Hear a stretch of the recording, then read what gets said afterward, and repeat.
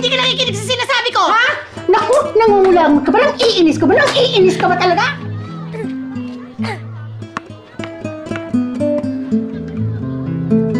Ano ba naman? Kakape mo na!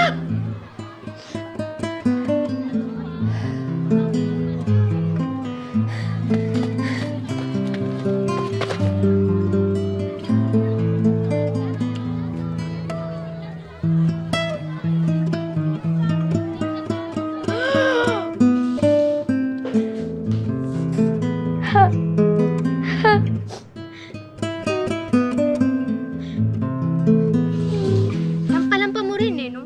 Palagi pag uwi mo, madumi ang polo mo. Kasi lagi kang nadadapa. Maaga ako nag-school kasi.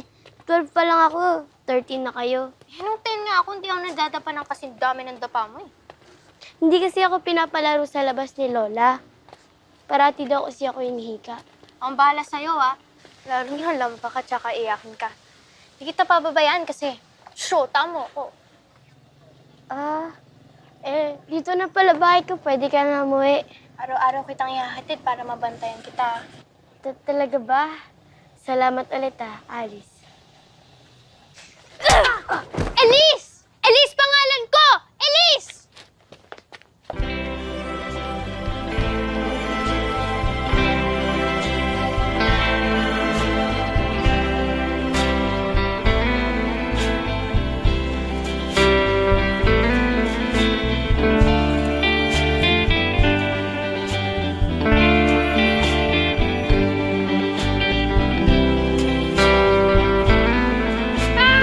Bert, dito! Pasok mo! Shoot! Shoot mo! Bilis! Okay, good na yan.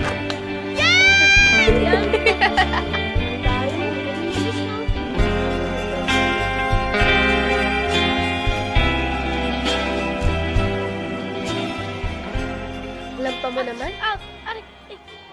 Pagtanda ko, gusto ko magkaroon ng malaking truck ng ice cream. Yun na lang kakainin ko parati. Ako magmamaneho parati. Parati akong may libreng ice cream. Tapos nakusuot ako ng ballerina. Tapos may magandang earrings. Tapos, hindi na tayo kakain ng iba kasi matanda na tayo. Hindi na tayo papagalitan. Hindi na tayo kakain ng palaya kahit kailan. Sige.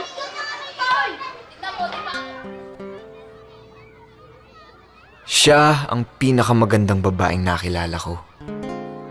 Hindi ko alam kung bakit siya mabait sa akin. Basta alam ko, masaya ako.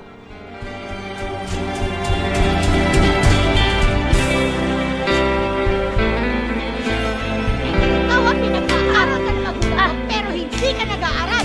Hindi mo ginagawa ang assignment mo. Ha? Hindi ka nasasaktan, hindi ka nasasaktan. Wala kang kadala-dala.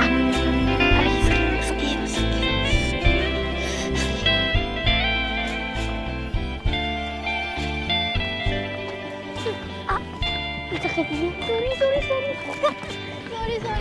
Ano yan? Ginawa ko na yan dati. Pero hindi yan masakit.